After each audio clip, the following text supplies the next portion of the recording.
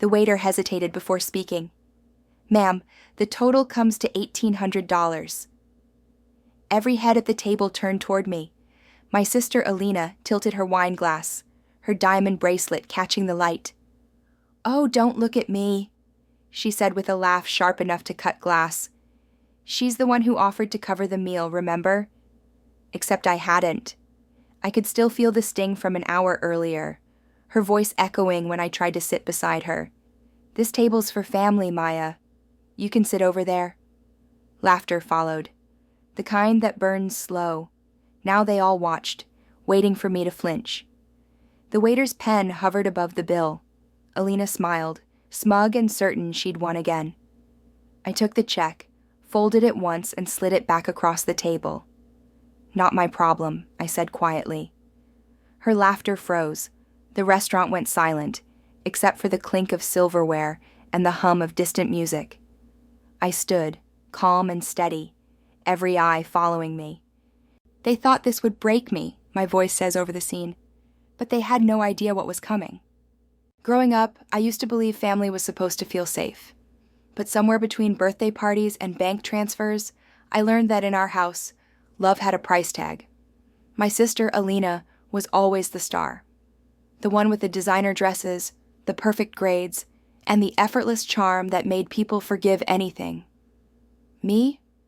I was the steady one, the helper, the one who stayed behind to clean up her messes and make excuses when she didn't show up. Our parents never said it out loud, but favoritism doesn't need words. It shows up in the smallest moments. Who gets the last slice of cake? Who gets their mistakes forgotten?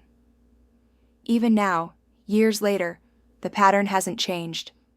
Alina runs a successful event company. Every photo she posts looks like a magazine cover. Friends in polished suits, tables lined with gold trim, captions about family, love, and loyalty. Meanwhile, I'm an accountant, a quiet one. My joy comes from order, from balancing things no one else notices. Numbers don't lie. People do. Still, I kept trying. Every holiday, every call, every gift. I reached out first, because no matter how many times they overlooked me, a part of me still wanted to belong. I even kept a small photo album, the only one left from our childhood. Inside, the pictures told a story no one else wanted to remember. Birthday cakes I baked, vacations I planned, bills I paid. I called it proof of love, because sometimes you need evidence that you tried. Then came Alina's family dinner, a celebration for her company's 5-year anniversary. She texted me the invite last minute. No call, no warmth, just a simple, "If you want to come, wear something elegant." We're doing a private dinner downtown. I hesitated. Part of me wanted to decline. The other part whispered that maybe, finally, things would be different. When I arrived, the restaurant glowed like something out of a movie. Glass chandeliers, velvet chairs, and a smell of truffle butter that made my stomach twist. Everyone was laughing when I walked in. And then, silence. Alina stood at the head of the table, all eyes on her. "Maya," she said, fake surprise softening her tone. "You made it." I smiled back, holding a small gift bag, a candle from her favorite brand. But before I could sit, she turned to the waiter. "Oh, sorry. That seat's taken. Could you bring another chair? Maybe over there?"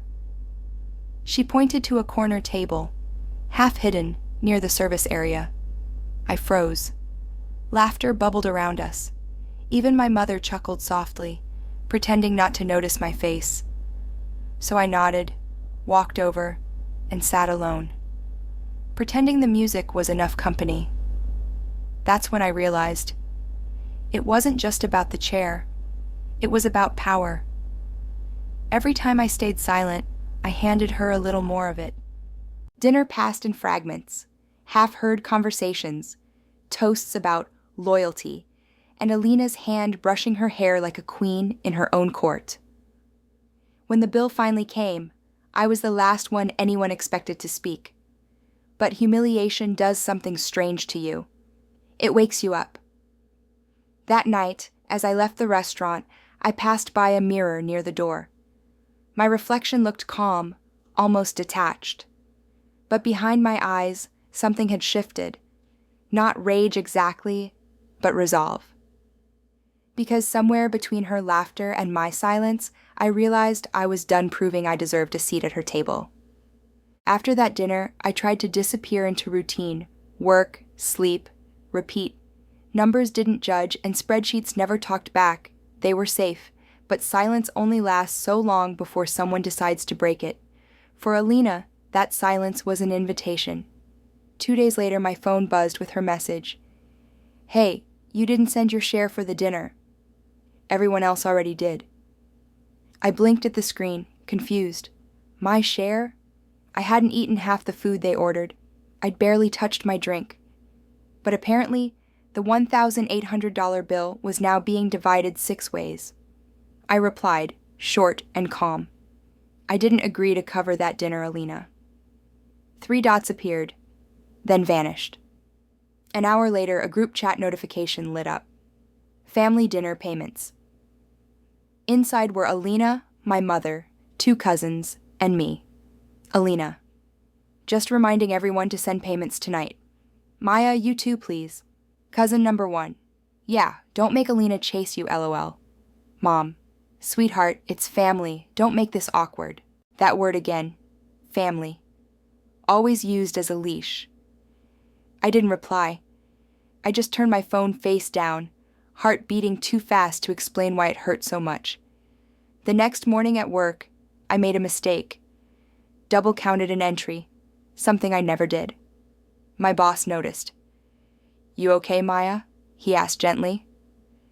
I nodded, pretending I was fine. But I wasn't. Nights became sleepless, my thoughts looping through every moment of that dinner, every laugh, every side glance. I could still hear my mother's soft chuckle when I was told to sit away. Humiliation doesn't fade fast. It stains everything. Weeks passed. I avoided family calls, skipped group chats, and buried myself in audits.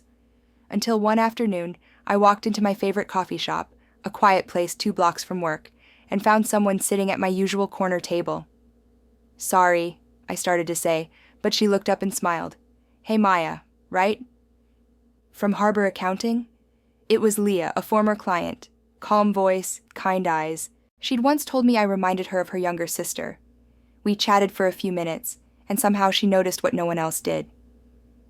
"You look tired," she said softly. "Are you okay?" I almost lied. But something about her tone disarmed me. I told her, not everything, just pieces. Enough for her to understand. Leah listened quietly, sipping her tea. Then she said something that stayed with me. "Sometimes the people who owe you the most are the ones who'll guilt you for wanting less." That line hit deep. For the first time in weeks, I didn't feel crazy. I didn't feel like the problem. Leah became my quiet ally. She'd text small reminders. Don't respond in anger. Let them reveal themselves. And Alina did. When I didn't pay the dinner bill, Alina started spreading stories. That I'd become bitter. That I was jealous of her success. That I'd embarrassed the family. Relatives stopped inviting me to gatherings. My mother's tone turned clipped on calls.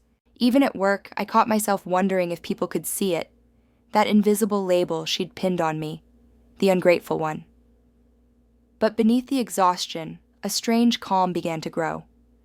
Because Leah was right, I didn't owe them peace at the cost of my self-respect.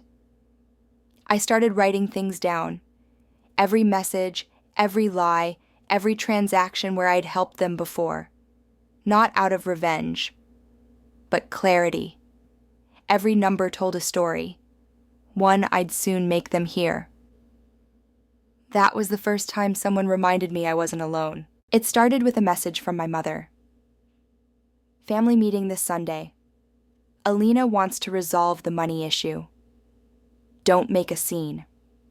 Resolve? That word tasted sour. Every resolution in our family meant the same thing. I would apologize. They would forgive me for something I didn't do. and Alina would get to be the gracious one. I almost didn't go. But something inside me whispered that this time needed to be different. When Sunday came, I drove to my parents' house, the same 2-story home where I'd once spent nights helping Alina study while she scrolled her phone and laughed. Even the front door creaked the same way it always had. Inside, they were already waiting. Alina sat in the center of the living room, legs crossed, phone in hand.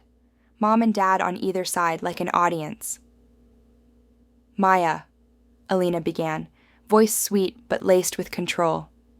"I just want closure. You made me look bad in front of everyone that night. All I asked was fairness." I stayed standing, keeping my voice even.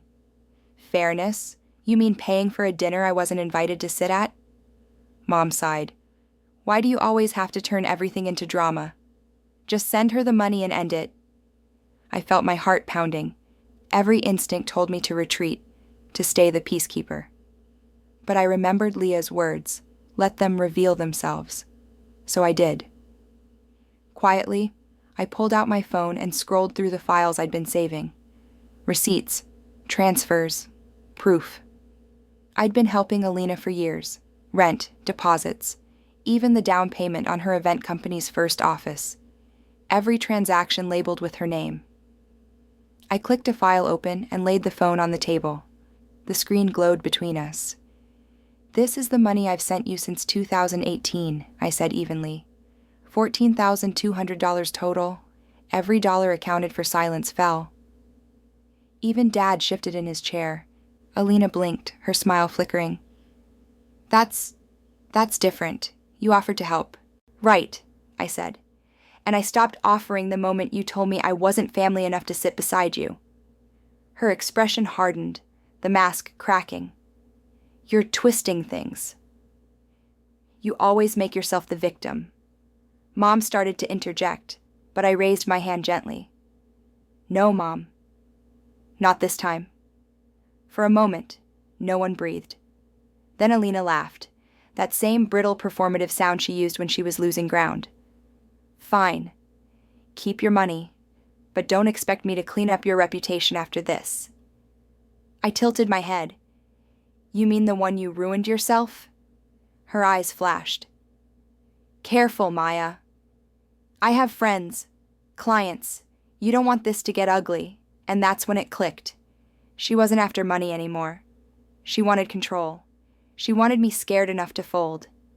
But I didn't. Because I had something she didn't. Truth. "I'm not afraid of ugly," I said quietly.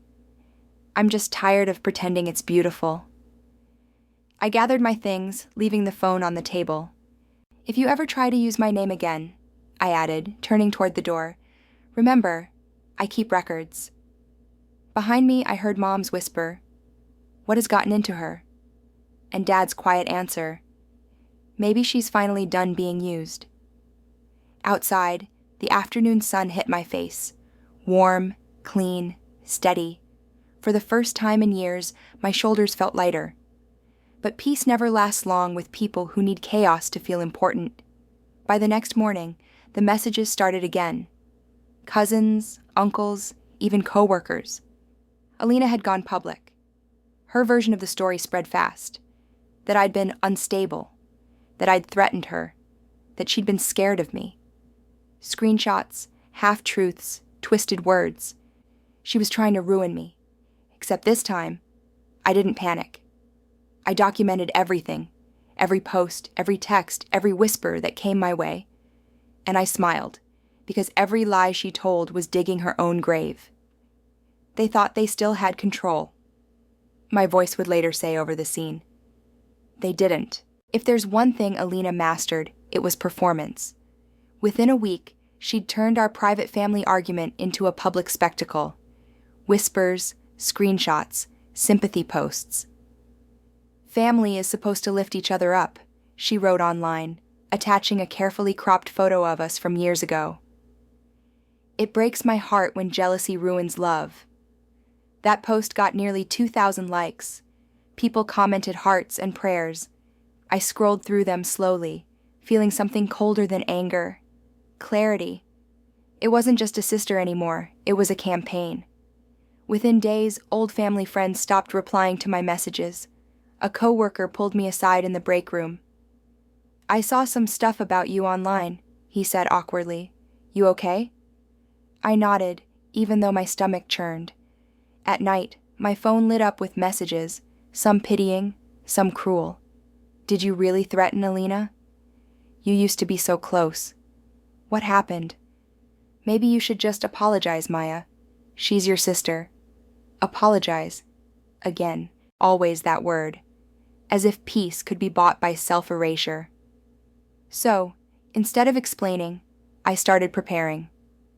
Leah helped me build what she called a mirror file, a digital folder with screenshots, bank receipts, and time-stamped copies of every message Alina sent. We color-coded them. Red for lies, blue for proof, gold for gratitude I'd once given her, the kind that now read like warnings. "This isn't revenge," Leah reminded me one evening. "It's self-defense," I nodded. "It's also closure." Meanwhile, Alina kept escalating. She called my workplace pretending to be a client, complaining about unprofessional behavior. She sent relatives edited messages, making it look like I'd said things I hadn't. The isolation grew heavy, like living under fog.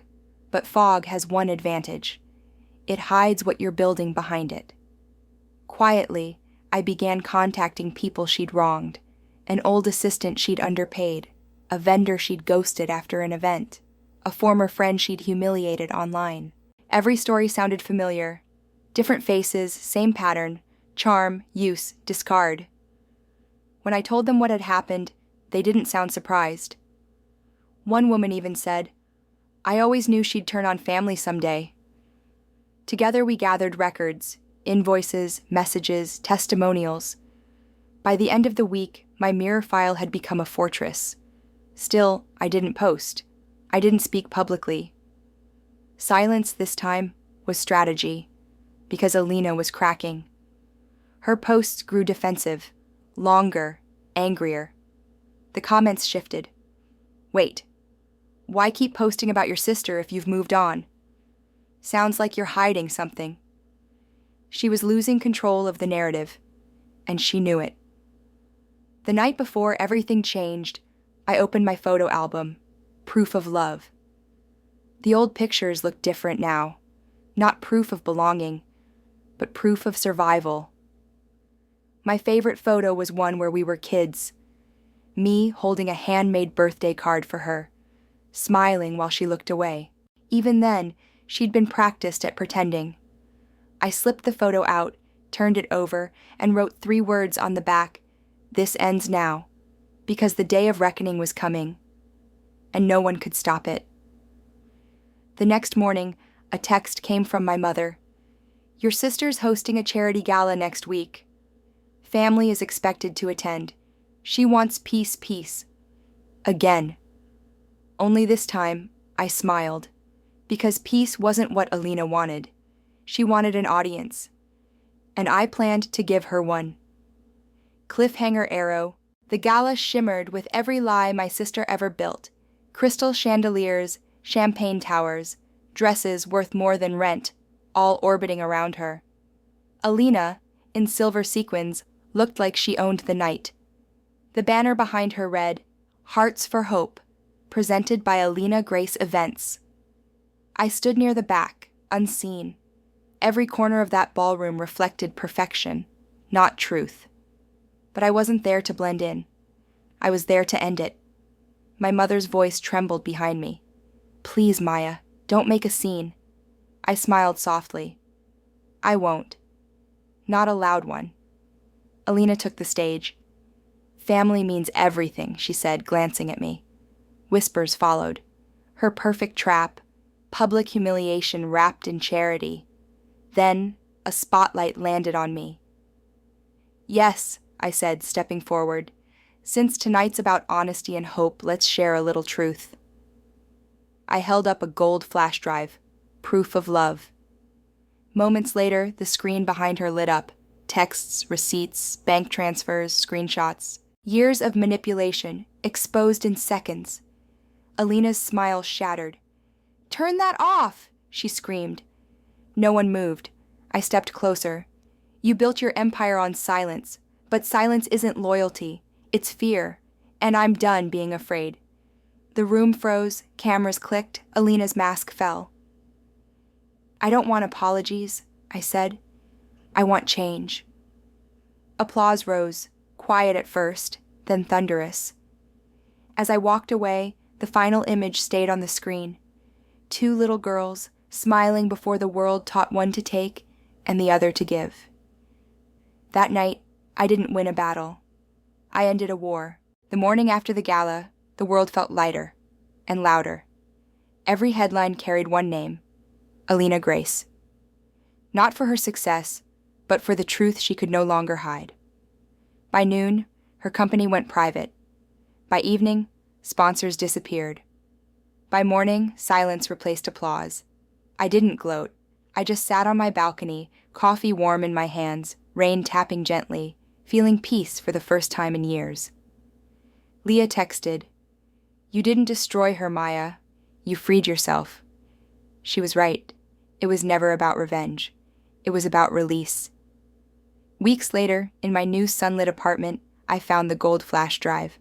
Instead of deleting it, I framed it. Proof of freedom. Because healing isn't loud. It's quiet.